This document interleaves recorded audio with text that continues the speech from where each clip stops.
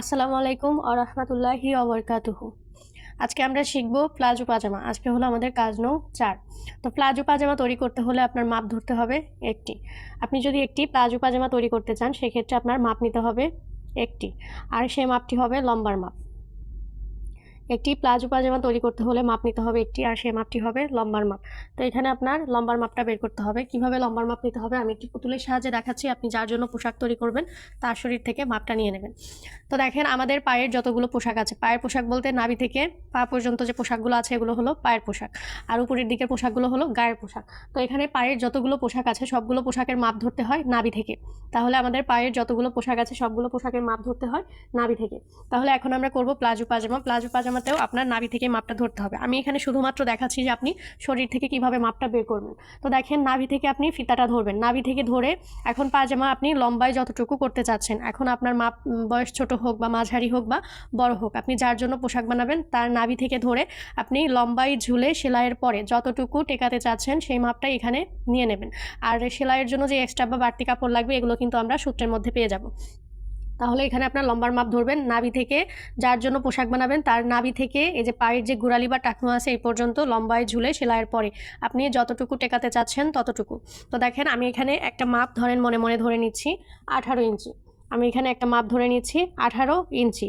আপনার মাপ হতে পারে 10 ইঞ্চি, হতে পারে 15 ইঞ্চি, আবার 18 ইঞ্চি হতে পারে, 18 ইঞ্চির বেশি হতে পারে 25 ইঞ্চি, বা আপনার হতে পারে 30 ইঞ্চি, হতে পারে আপনার 35 ইঞ্চি, 40 ইঞ্চিও হতে পারে। এক একজনের মাপ আসবে এক এক রকম, যার যে মাপ আসবে সেই মাপটাই ধরে নেবেন। আর সেলাইয়ের জন্য যে এক্সট্রা কাপড় এগুলো আমরা সূত্রের মধ্যে পেয়ে যাব। তো আমি এখানে কিছু সূত্র লিখব। দেখেন 1 নাম্বার সূত্র হবে রাবার ঘর। 1 নাম্বার সূত্র হলো রাবার ঘর। রাবার ঘর নিতে হবে 1.5 ইঞ্চি বা 2 ইঞ্চি কমন। কমন বলতে 1.5 ইঞ্চির কম নেব না এবং 2 ইঞ্চির বেশি নেব না। রাবার ঘরটা 1.5 এবং 2 এর মধ্যে রাখলেই হয়ে যায়। তো দেখেন খাতা যেহেতু ছোট আমি এখানে সেন্টিমিটার ব্যবহার করব। ইঞ্চির বদলে আমি এখানে সেন্টিমিটার ব্যবহার করব। আপনারা যখন খাতায় করবেন এই যে সেন্টিমিটার ব্যবহার করবেন, যখন কাপড়ে করবেন তখন ইঞ্চি ব্যবহার করবেন। আপনার বাসায় যদি সেলাই মেশিন না থাকে এবং কাপড় যদি কম থাকে সেক্ষেত্রে আপনি সেন্টিমিটার ধরে করতে পারেন। আপনার কাজ শেখা হবে কিন্তু এটা কিন্তু কেউ পড়তে পারবে না, পোশাকটা ছোট হবে। আর ইঞ্চি ধরে করলে আপনি যার শরীর থেকে মাপ নেবেন সে পড়তে পারবে। তাহলে এখানে নেব রাবার ঘর। দেখেন আমি এইখান থেকে কাজ শুরু করব।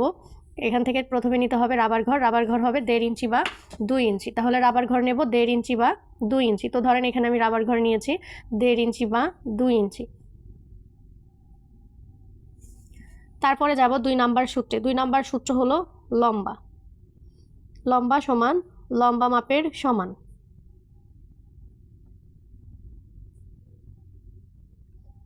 তাহলে এখানে লম্বা নেবেন লম্বা মাপের সমান যোগ 1 ইঞ্চি বা 1.5 ইঞ্চি বা 2 ইঞ্চি, বা আপনি আরও প্লেটটা আপনি চাইলে বেশিও নিতে পারেন। আপনি 3 ইঞ্চি নিতে পারেন, আরও বেশিও নিতে পারেন, 4 ইঞ্চিও নিতে পারেন। প্লেট হলো আপনি আপনার ইচ্ছা মতো নেবেন। তাহলে 2 নাম্বার সূত্র হলো লম্বা। লম্বা হবে লম্বা মাপের সমান যোগ 1 ইঞ্চি, 1.5 ইঞ্চি বা 2 ইঞ্চি, বা আপনি চাইলে 2.5 ইঞ্চি, 3 ইঞ্চি, 4 ইঞ্চি পর্যন্ত বা তার বেশি চাইলেও নিতে পারবেন। প্লেটটা আপনি আপনার ইচ্ছা মতো নিয়ে নেবেন। তো এখানে দেখেন আমার লম্বা আছে 18 ইঞ্চি, আমি এখানে লম্বা ধরবো 18 ইঞ্চি। আপনাদের লম্বা যার যেটা হবে সেটাই আপনারা নিয়ে নেবেন। তাহলে আমার লম্বা আছে 18 ইঞ্চি, আমি এখানে লম্বা ধরবো 18 ইঞ্চি। শুধু মনে রাখতে হবে এই যে রাবার ঘর, এই রাবার ঘরের নিচ থেকে লম্বার মাপটা ধরতে হবে।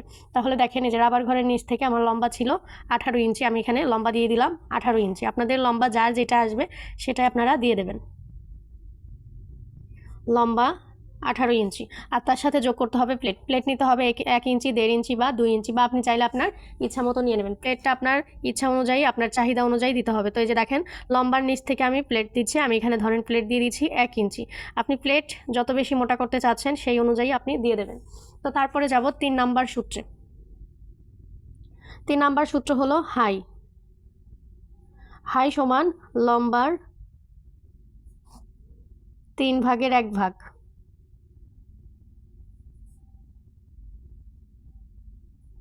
যোগ 1 ইঞ্চি।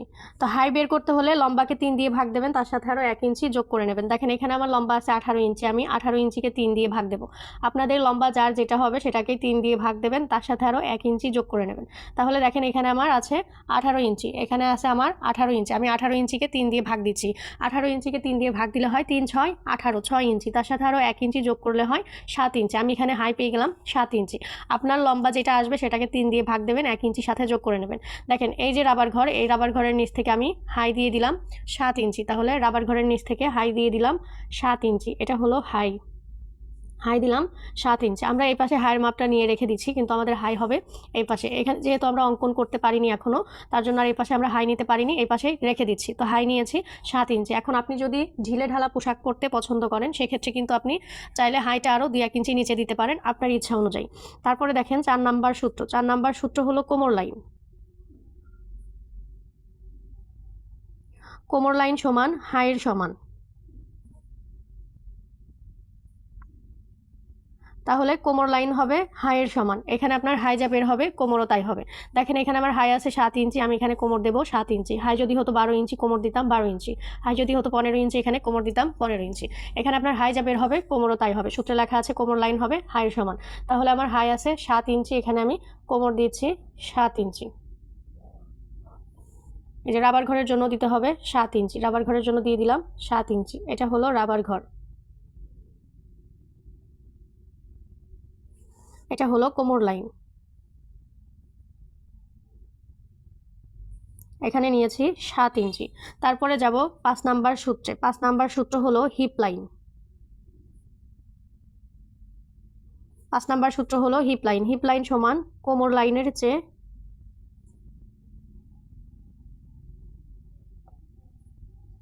হিপ লাইন হবে কোমর লাইনের চেয়ে, যে ছোটদের জন্য হবে আপনার 1.5 ইঞ্চি। ছোটদের জন্য হলো 1.5 ইঞ্চি, আর বড়দের জন্য হবে 2 ইঞ্চি বা 2.5 ইঞ্চি বেশি।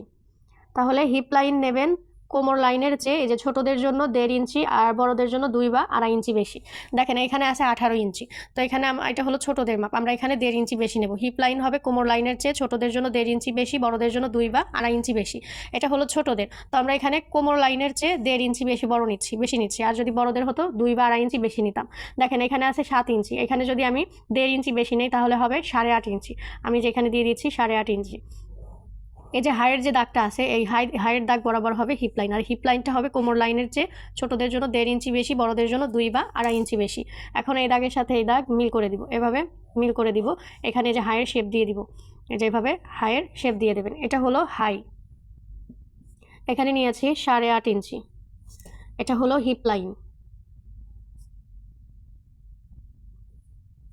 তারপরে যাব 6 নাম্বার সূত্র, শেষ সূত্রে। 6 নাম্বার সূত্র হলো মুহুরি লাইন।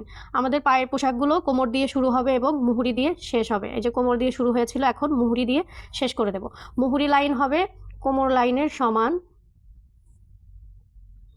বা কোমর লাইনের চেয়ে 1 ইঞ্চি কম অথবা সমান।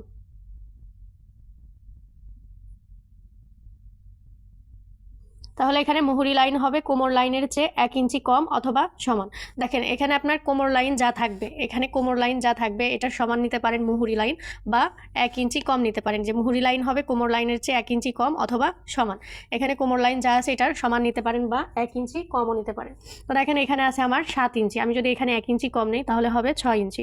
আবার চাইলে এটা সমানও নিতে পারবো। তো আপনাদের কোমর লাইন যার যেটা হবে সেটা সমানও নিতে পারবেন, 1 ইঞ্চি কমও নিতে পারবেন। তো দেখেন এখানে আমি 1 ইঞ্চি কম নিচ্ছি, এখানে আমি নিচ্ছি 6 ইঞ্চি। এখান থেকে প্লেটের জন্য নিয়ে নিচ্ছি 6 ইঞ্চি। এই দাগের সাথে এই দাগ এভাবে মিল করে দিব। এটা হলো মুহুরি লাইন। এটা হলো প্লেট। এখানে নিয়েছি 6 ইঞ্চি, কোমর লাইনের চেয়ে 1 ইঞ্চি কম নিয়েছি। এই কাপড়টা হবে 4 পাট। 4 পাট হবে কাপড়। তো এই হলো আমাদের প্লাজো পাজামার মাপ, এই হলো সূত্র, আর এটা হলো চিত্র। তো আপনারা বুঝতে পারলেন কিনা সবাই একটু আমাকে জানাবেন। তো আমি এটা এখন কাপড়ে কেটে সেলাই করে দেখাবো ইনশাল্লাহ। দেখেন এটা আমি এখন কাপড়ে দেখাবো। এটা হলো কাপড়ের লম্বা দিক আর এটা হলো কাপড়ের চওড়া দিক। এটা হলো কাপড়ের লম্বা দিক, এটা হলো কাপড়ের চওড়া দিক। কাপড়কে দুইভাবে ভাঁজ করা যায়, আপনি যে নিয়মটা ফলো করেন সেইভাবে ভাঁজ দিয়ে দেবেন। দেখেন আমি প্রথমে কাপড়টাকে লম্বালম্বি করে একটা ভাঁজ দিয়ে দিচ্ছি। প্রথমে আমি কাপড়টাকে লম্বালম্বি করে ভাঁজ দিয়ে দিলাম। এখানে কাপড় আছে 2 পাট, এই যে 1 পাট, নিচে আছে 1 পাট, 2 পাট। আমাদের এখানে কাপড় লাগবে 4 পাট। এই যেভাবে মাঝখান দিয়ে ভাঁজ দিয়ে দিলে হবে 4 পাট। তো এই যে দেখেন এখানে হয়ে গেল। এখন কাপড় আছে 4 পার্ট, এই যে 1 পার্ট 2 পার্ট 3 পার্ট 4 পার্ট। আমার হাতের বাম সাইডে আছে বন্ধ দিক, হাতের ডান সাইডে আছে খোলা দিক। তো প্রথমে দেখেন 1 নাম্বার সূত্র আছে রাবার ঘর। 1 নাম্বার সূত্র হলো রাবার ঘর। এখানে নিয়ে নিব প্রথমে রাবার ঘর। রাবার ঘর ধরবো 1.5 ইঞ্চি বা 2 ইঞ্চি। আপনি চাইলে 1.5 ইঞ্চিও নিতে পারবেন, আবার চাইলে 2 ইঞ্চিও নিতে পারবেন। 2 নাম্বার সূত্র হলো লম্বা। লম্বা হবে লম্বা মাপের সমান যোগ। প্লেটটা আপনি আপনার ইচ্ছা মতো নিয়ে নেবেন। আমার লম্বা ছিল 18 ইঞ্চি, আমি এখান থেকে 18 ইঞ্চি নিয়ে নিচ্ছি। আপনাদের লম্বা যার যেটা হবে সেটা আপনারা নিয়ে নেবেন। লম্বার নিচ থেকে প্লেটটা ধরবেন। প্লেটটা কিন্তু আপনি আপনার ইচ্ছা মতো নেবেন, 1 থেকে শুরু করে আপনার যতটুকু মোটা করতে মনে চাইছে ততটুকু পর্যন্ত নিতে পারবেন। 3 নাম্বার সূত্র হলো হাই। হাই হবে লম্বার 3 ভাগের 1 ভাগ যোগ 1 ইঞ্চি। দেখেন লম্বা আছে 18 ইঞ্চি, 18 ইঞ্চিকে 3 দিয়ে ভাগ দিলে হয় 3 6 18, 6 ইঞ্চি। তার সাথে আরও 1 ইঞ্চি যোগ করলে হয় 7 ইঞ্চি। এখানে আমি হাই পেয়ে গেলাম 7 ইঞ্চি। আপনাদের হাই যার যেটা বের হবে সেটা আপনারা নিয়ে নেবেন। 4 নাম্বার সূত্র হলো কোমর লাইন। কোমর লাইন হবে হাইয়ের সমান। তাহলে এখানে দেখেন হাই আছে 7 ইঞ্চি, কোমর ধরবো 7 ইঞ্চি। আপনাদের হাই যার যেটা বের হবে সেটাই আপনারা নিয়ে নেবেন। তাহলে এখানে আমি নিচ্ছি 7 ইঞ্চি। তারপরে আছে হিপ লাইন। হিপ লাইন হবে কোমর লাইনের চেয়ে ছোটোদের জন্য 1.5 ইঞ্চি বেশি, বড়দের জন্য 2 বা 2.5 ইঞ্চি বেশি। তো এটা যেহেতু ছোটোদের, আমরা কোমর লাইনের চেয়ে 1.5 ইঞ্চি বেশি নেব।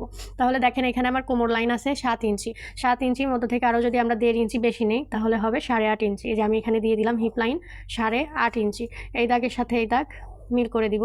এখানে হায়ের শেপ করে নেব, এই যে হায়ের শেপ করে নিলাম। তারপরে দেখেন শেষ সূত্র মুহুরি লাইন। মুহুরি লাইন হবে কোমর লাইনের চেয়ে 1 ইঞ্চি কম অথবা সমান। তাহলে আমাদের কোমর লাইন আছে কত ইঞ্চি? 7 ইঞ্চি। এখানে চাইলে আমি 7 ইঞ্চিও নিতে পারবো, আবার চাইলে 1 ইঞ্চি কমও নিতে পারবো, 6 ইঞ্চিও নিতে পারবো। তো এখানে আমি নিয়ে নিলাম 6 ইঞ্চি। এই দাগের সাথে এই দাগ আমি মিল করে দিব। এখন এই পুরো কাপড়টা কাটিং করে নিব। প্রথমে দেখেন হাই বরাবর কাটিং করে নিচ্ছি আমি।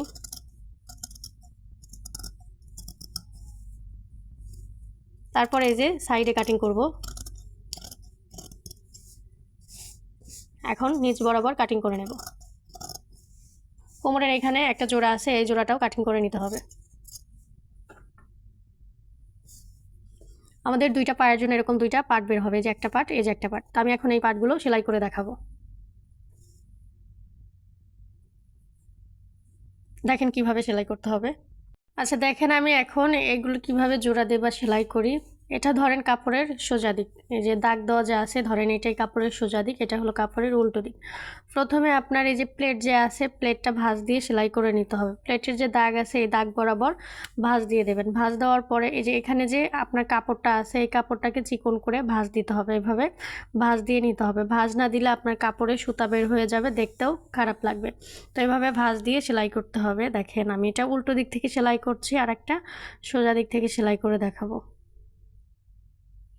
আচ্ছা একটাই সেলাই করে দেখাচ্ছি, আর একটা অফ ক্যামেরায় সেলাই করব। সোজা দিক থেকে সেলাই করে দেখাচ্ছি। আপনি যদি সোজা দিক থেকে না পারেন উল্টো দিক থেকে সেলাই করে নেবেন।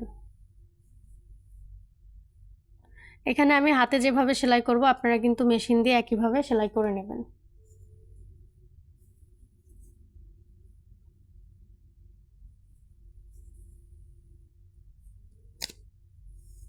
এই যে এখানে আমি সেলাই দিয়ে দিলাম, একইভাবে আরেকটা পার্টেও সেলাই করে নেব। এই যে একইভাবে এটাতেও সেলাই করে নিচ্ছি অফ ক্যামেরায়। এখানে 2 পায়ের প্লেট সেলাই করা হয়ে গেছে। এখন এটা হলো কাপড়ের সোজা দিক, আর এটা হলো কাপড়ের সোজা দিক। যে সোজা দিক একসাথে রেখে হাই সেলাই করতে হবে। সোজা দিক একসাথে রাখবেন, আর পায়ের এই দিকটাতে মিল করে নেবেন। এদিকে যেন ছোট বড় না হয় সেদিকে খেয়াল রাখবেন। তো এভাবে মিল করে আপনার এখন 2 পাশের হাই সেলাই করতে হবে। যে এই পাশের হাই সেলাই করে নেব, আবার এই পাশের হাইও সেলাই করে নেব।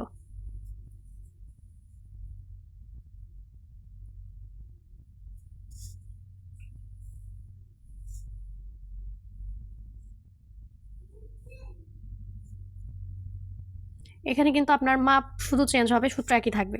আপনার এখানকার শুধু মাপটা চেঞ্জ হবে, সূত্র একই থাকবে। যে কোনো মাপ ধরে কিন্তু আপনি এভাবে একটা প্লাজো পায়জামা তৈরি করতে পারবেন, যদি ক্লাসটা প্রথম থেকে শেষ পর্যন্ত ভালো করে দেখে থাকেন। তো দেখেন এই পাশের হাই সেলাই করা হয়ে গেছে, একইভাবে আমি এই পাশের হাইও সেলাই করে নিচ্ছি। 2 পাশের হাই সেলাই করার পরে এই যে কাপড়ের এই মাঝখানে ধরে এদিকে করে নেবেন। তো এখন এই যে পায়ের এই সাইডে সেলাই দিতে হবে। সুন্দর করে কাপড়টাকে মিল করবেন। এই যে পায়ের মুহুরির এখানে মিল করবেন, হায়ের এখানে মিল করবেন, এই পাশের মুহুরির এখানেও সুন্দর করে মিল করে নেবেন। মিল করে সেলাই দিয়ে দেবেন।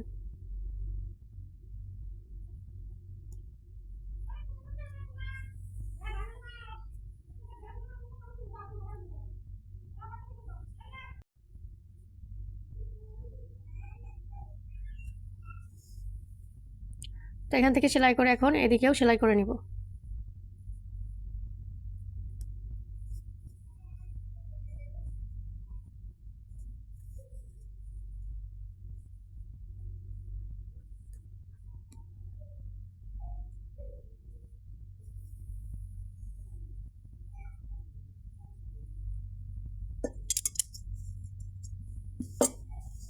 এখন এই যে কাপড়টাকে সোজা দিকে করে নিব।